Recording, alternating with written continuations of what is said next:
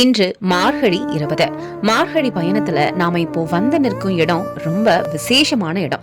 இதுவரைக்கும் தோழிகளை எழுப்பினோம், அவங்க வழியா கண்ணனையும் பார்த்தோம். ஆனா இப்போ ஆண்டாள் நேரடியாக கண்ணனையும் நப்பினை பிராட்டியையும் ஒரே நேரத்துல எழுப்புறாங்க.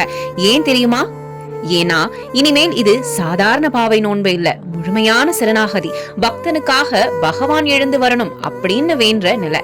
அந்த உச்ச நிலை இந்த 20வது பாசுரம் திருப்பாவை 20. வாங்க ஒவ்வொரு வரியோட ஆழமான விளக்கத்தை பார்க்கலாம். Welcome to கந்தரிப்பன் channel. 33 கோடி தேவர்கள் இருக்கும் போது ஆண்டாள் ஏன் கண்ணனை அவங்களுக்கு முன்னால வைக்கிறாங்க? 33 அமரருக்கு முன் சென்று கப்பம் தவிர்க்கும் கலியே துயிலெழாய். இதோட விளக்கம் என்னன்னா, இந்த உலகத்துல 33 கோடி தேவர்கள் இருக்காங்க. ஆனா அவங்க எல்லாருமே தங்களுக்கான பதவிக்காக, வரத்துக்காக, பூஜைக்காக நிற்பவங்க. ஆனா கண்ணன் பக்தன் துன்பப்பட்டா யாரும் கேட்காமலே அவன் தானே முன்வந்து அந்த துன்பத்தை கப்பம் போல பறித்து எடுக்கிறவன். அதனாலதான் ஆண்டாள் சொல்றாங்க, நீ எல்லா தேவர்களுக்கும் முன்னாடி நிக்கிற கலியுக தெய்வம்னு.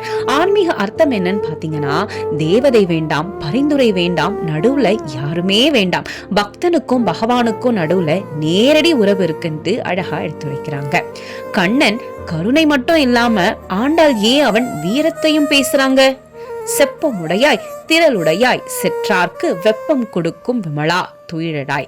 கண்ணன் ரொம்ப சாஃப்டா புன்னகையோட இருக்கிறவன். அதே சமயம் நேர்மை, ஆற்றல், பகைவர்களுக்கு பயம் ஏற்படுத்தும் சக்தி எல்லாம் ஒரே இடத்துல சேர்ந்தவன். பக்தனுக்கு தாய் போல, தீமைக்கு நெருப்பு போல. இதோட ஆன்மீக அர்த்தம் என்னன்னா, இறைவன் என்றால் மென்மை மட்டுமல்ல, தர்மத்தை காப்பாத்தும் தீயும் அவனுக்குள்ள இருக்குன்ட்டு சொல்றாங்க. ஆண்டாள் ஏன் இப்போ கண்ணனை விட்டுட்டு நப்பின்னை பிராட்டிய கூப்பிடுறாங்க?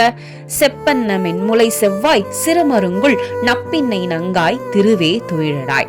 கண்ணனை எழுப்பணும்னா அவன் அருகில இருக்கிற கருணையின் வடிவமான நப்பின்னை பிராட்டியை எழுப்பணும்.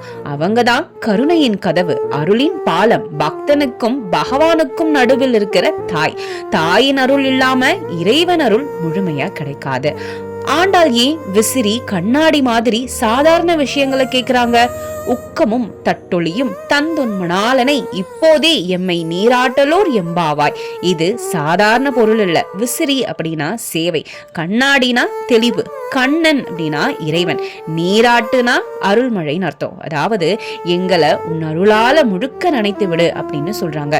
ஆன்மீக விளக்கம் என்னன்னா, பக்தன் கேட்கறது செல்வம் இல்ல, பதவி இல்ல, இறைவன் உடன் இருப்பதே வாழ்க்கை அப்படின்ட்டு அழகா சொல்றாங்க. இந்த திருப்பாவை பாடல் நமக்கு என்ன சொல்லிக் கொடுக்குதுன்னா, பகவான் பக்தனுக்காக நாடி வருவாரு. தாயருள் இல்லாம தந்தையருள் முழுமையா கிடைக்காது. இறைவனோடு வாழ்வதே உண்மையான பாக்கியம். இது பாவை நோன்பு மட்டுமல்ல, ஒரு ஆன்மீக சரணாகதி பயணம். இந்த மார்கழி பயணம் உள்ளத்தையும் சுத்தம் பண்ணட்டும், உயிரையும் உயர்த்தட்டும். இந்த பதிவு உங்களுக்கு பிடிச்சிருந்தா லைக் பண்ணுங்க, ஷேர் பண்ணுங்க, மறக்காம கமெண்ட் பண்ணுங்க. மக்களே, ஏதாவது தவறுகள் இருந்தா சுட்டி காட்டுங்க. அடுத்த பதிவுல திருத்திக்கலாம். அடுத்த திருப்பாவையில சந்திப்போம். நன்றி மக்களே.